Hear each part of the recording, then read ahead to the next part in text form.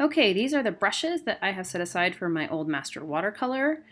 I've got some sable and some synthetic squirrel hair. And here are the watercolors I have. These are Graham's Artists. That's Ultra Blue, Phthalo Green, Alzerian Crimson, Azo Yellow, Raw Sienna, Raw Umber, Burnt Sienna, and Cadmium Red. I don't know if I'll use all of those, but that's what I put out. I've got my 2 cups of water. I've got my scratch paper for testing color. I've got my towels. Now the first thing I need to do is mix this background color there, that sort of ochre sienna color. So I get some water in a pan. I'm going to take my raw sienna, put that in there, and I think that raw sienna is just a little too yellow. Yeah, that's too yellow, so I want to add some red. So I'm trying to add burnt sienna to that, which is a redder brown. So I basically got a yellowy brown and a red brown, mix those together, get a color I like, mix up enough of it to go everywhere because it's all over this painting in a wash and then also in darker zones. Happy with that color. Now I take my wash brush and I'm just going to lay down water over the whole painting. And this needs to be everywhere, but it shouldn't be puddling. When you lay down when I lay down that ochre color, if I've got any spots where it doesn't kind of bleed a little bit, I know I don't have enough water, and if you just immediately add some water to that area, it'll be okay. So when I add that, I'm not gonna like put it everywhere. I'm just gonna lay it down in some blotches and then blend it all together. And as long as you've got enough water, so you have too much water there, but I can spread that out. And lay that in everywhere and just spread it out. And see, I'm going back and forth between the little paint I've mixed and water.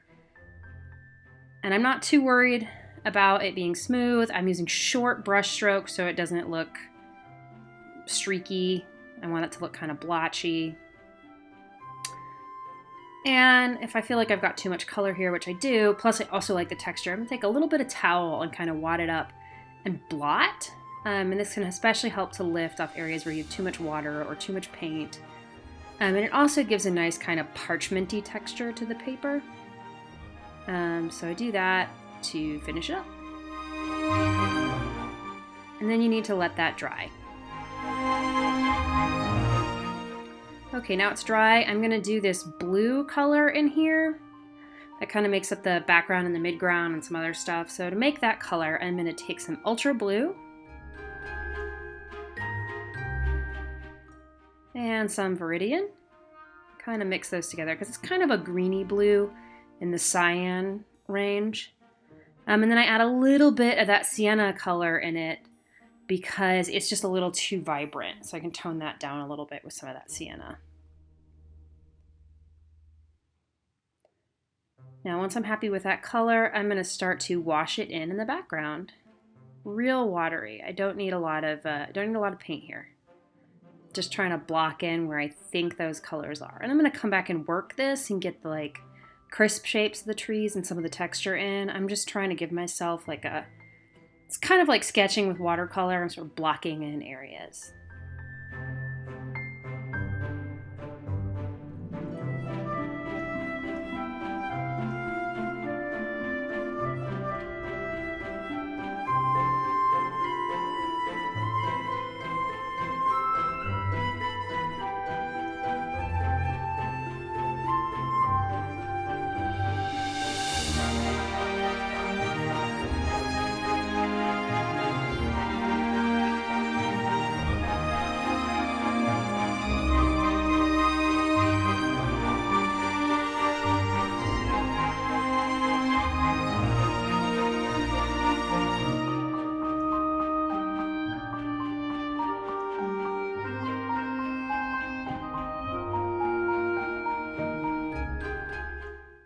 Here I'm using a Q-tip to kind of lift some color and blend it out a little bit. You want to be careful with the Q-tip because it can be really abrasive and can rip your paper. So I'm using it to lift color, but I don't want to damage my paper. So just pay attention to what it's doing to your paper.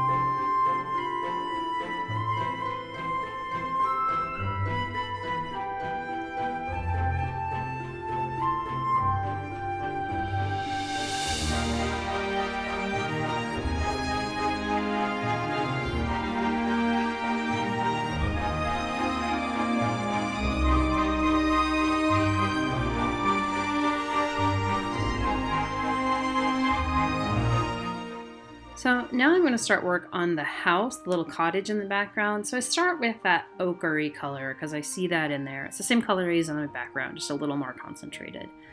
And I just start blocking in the shapes with that.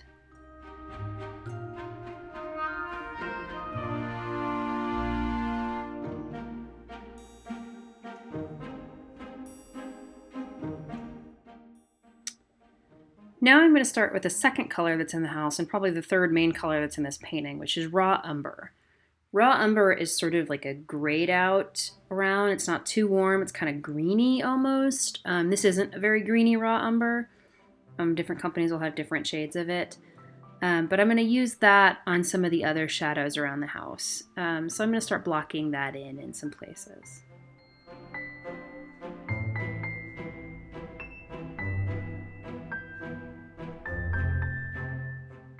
When I start with a color for the first time, I tend to go wherever it's darkest and then kind of work from there. That way, if the color is heavier than I think it is, at least I've got it in the darkest spot to start with. Then I'll kind of pull it into the lighter areas. Also for this, I wanted to create a sharp edge there, so that can help it. I've got a sharp edge on one side and then I'll use water to pull it in the other direction.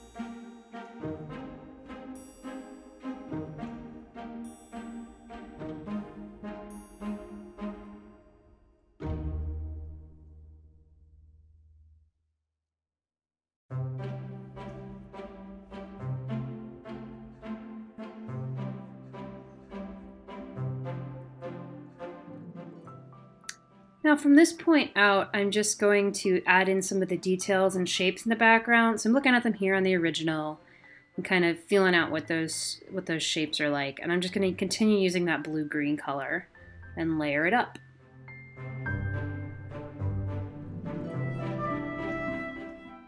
I'm practicing brush strokes here, so I make sure that I've got a brush stroke I like and a brush that I like. I'm using kind of a middle-sized round brush here. And I believe a bit later I switched to like the smallest round brush I have to get some of the detail in there. I looked up the original of this painting and it's approximately the same size as this blown up copy that I'm doing, so I should be able to get the level of detail that this original artist did. So that is what I'm trying to go for.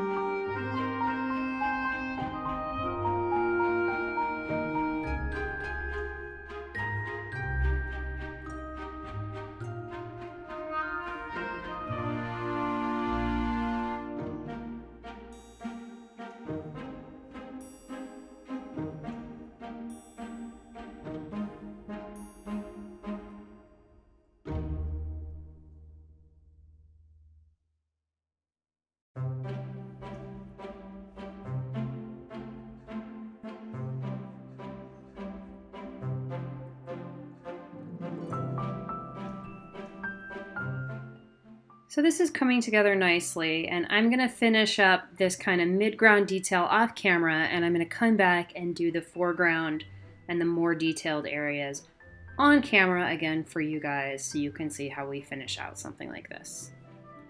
But this is where you should aim to get by next class.